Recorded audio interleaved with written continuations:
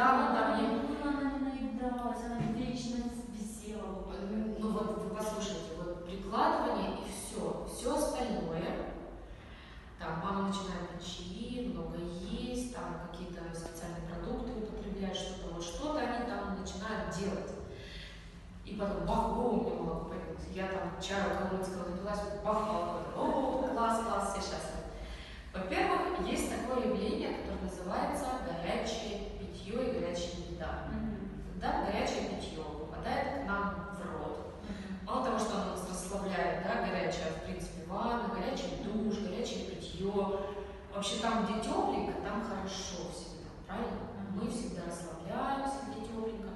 А если мы расслабляемся, начинает очень хорошо работать окситоцин. Окситоцин – это такой гормон, который он мало того, что он вот так вот всплесками идет, да, но это вот так называемые приливы. Вот это окситоцин так работает, это приливы, это когда молоко вытекает. Вот. И окситоцин, он